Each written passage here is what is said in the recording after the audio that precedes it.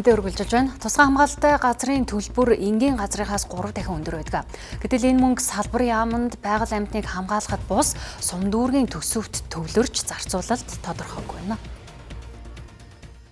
Нийслэлийн тусгай хамгаалалттай газарт богдхан уул болон горих тэрэлжин байгалийн зохицолборт газар хамардаг. Эдгээр газрын төлбөр хаан уул дүүрэг, баян зүрх дүүрэг, налайх дүүргийн төсөвт төвлөрч дүүргийн удирдлагууд хаана юунд зарцуулахаа шийддэг байна.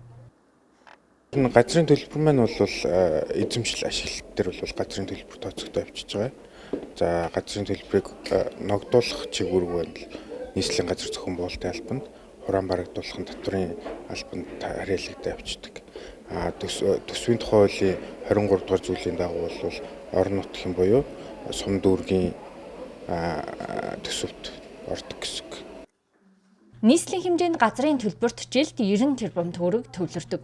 Үүнээс 20 тэрбум гаруй төгрөг нь зөвхөн богдхан уулын тусгай хамгаалалттай газрын орлогоос бүрддэг байна.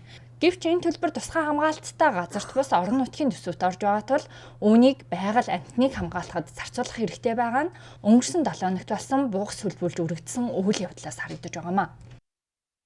25 тэрбум гаруй төгрөг бол зөвхөн энэ богдхан уул дээр газар эзэмшиж байгаа иргэн аж ахуйн нэгжээс орж байгаа орлого. Энэ орлогыг бол байгаль орчин уур амьсгалын өөрчлөлтийн яам бол ерөөсөө байгалийн насны төлбөрийн тухай хуулиараа захиран зарцуулах эрх байхгүй. Тухайн сум дүүрэгт ордог ийм орлогыг байгаль хамгаалах арга хэмжээнд нь зарцуулах зайлшгүй шаардлагатай байгаа. Тэгэхээр нийслэл маань бас иргэдийн төлөөлөгчдийн хурлаараа дамжуулаад энэ түрээтэй амьтныг коридор бус нутгийг экологийн коридорыг бий болгох ажлыг бол байгаль орчны яамтайгаа хамтраад яаралтай хийх ёстой гэдгийг бас энэ амьтдын үхэл хорогдол гэмтэл бий болоод байгаа энэ тулгамцаа асуудлууд бол харуулж байна.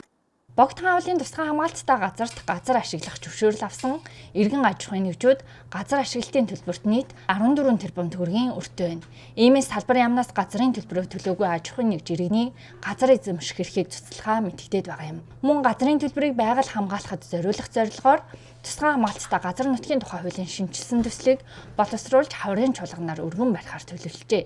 Ингэснээр нэг талаас иргэдийн эрх ашиг хамгаалагдаж, нөгөө талаас байгаль орчны тэнцвэр хадгалагдах боломж бүрдэнэ гэж үзэж байна.